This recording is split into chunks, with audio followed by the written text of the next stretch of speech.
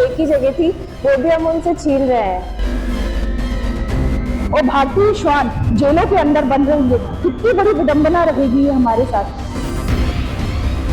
जो रात को गलियों में हमारी रक्षा कर सकते हैं, उनको सीधे जेलों में बंद कर रहे हैं। आज हम आपको इंदौर में स्ट्रीट डॉग्स को शेल्टर होम में शिफ्ट किए जाने की पूरी कहानी बताने जा रहे हैं। सुप्रीम कोर्ट के आदेश के बाद शहर में कुत्तों को सार्वजनिक स्थानों से हटाने की कार्रवाई तेज हो गई है। जी हाँ, मैं हूँ आपके साथ आकांक्षा पिवाल और आप देख रहे हैं राजीव टाइम्स। नगर निगम टीकाकरण, देखभाल और शेल्टर्स की व्यवस्था कर रहा है, लेकिन इसी बीच कई डॉग लवर इस प्रक्रिया का विरोध कर रहे हैं।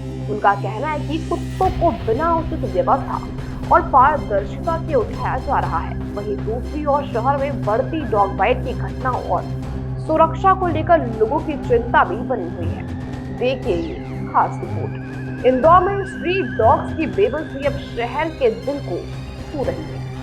सुप्रीम कोर्ट के आदेश के बाद नगर निगम ने आवारा कुत्तों को सार्वजनिक जगहों से हटाकर शेल्टर होम में भेजने की कार्रवाई तेज कर दी है। लेकिन इस प्रक्रिया ने शहर में करुणा और संघर्ष की एक नई कहानी जन्म दे दी है।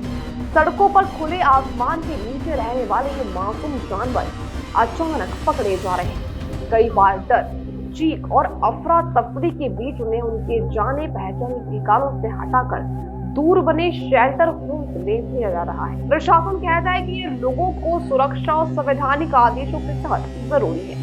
स्कूल, अस्पताल, बस स्टैंड जैसे स्थानों को डॉग फ्री बनाने के निर्देश दिए हैं, लेकिन दूसरी ओर शहर के डॉग लवर्स को पीड़ा गहरी है। पशु प्रेमियों को कहना है कि कुत्तों को जेल से अचानक उठा लिया जा रहा है, वह उनके लिए मानसिक और शारीरिक अत्याचार जैसा है। वे आरोप लगाते हैं कि शेल्टर होम क्षमता से ज्यादा भरे हुए हैं, अंदर की स्थिति बेहद खराब है, पशु प्रेमी को देखते तक नहीं दिया जाता है और कई कुत्तों को एबीसी सेंटर दिया जा रहा है, जहां सुविधाओं की भारी कमी है। बेचारे बेजुबानों का दर्द साफ दिखता है कि कुत्ते अपराधी नहीं है, उनकी गलती सिर्फ ये सड़क पर जमी। सर, आज आप यहाँ पर प्रदर्शन कर रहे हैं, क्या कारण है?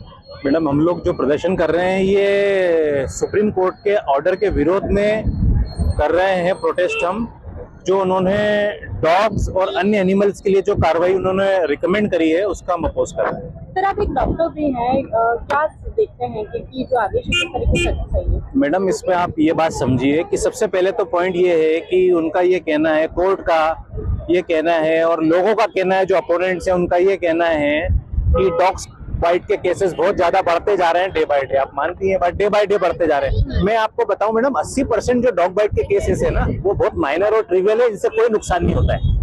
हम लोग शांति से एक प्रोटेस्ट कर रहे हैं, जिसमें बस हम लोग ये गवर्नमेंट को, सुप्रीम कोर्ट को ये मैसेज दे रहे हैं कि जो आवारा कुत्ते कह के जिनको बोला जा रहा है और उठाया जा रहा है, एक्चुअल में ये सड़क गलियां ये उनका राइट्स है। हमारे पास रहने के लिए घर है, सारी जगह हम लोगों ने बीइंग ह्यूमन धरती पे, आकाश में, जल में, हर जगह कब्जा कर लिया, बट उनके पास सर एक ही जगह थी, वो भी हम उनसे छीन रहे हैं। तो ये सरासर गलत है। जो उनका हक है, जो उनका राइट्स है, हम उन्हें वहां रहने दें।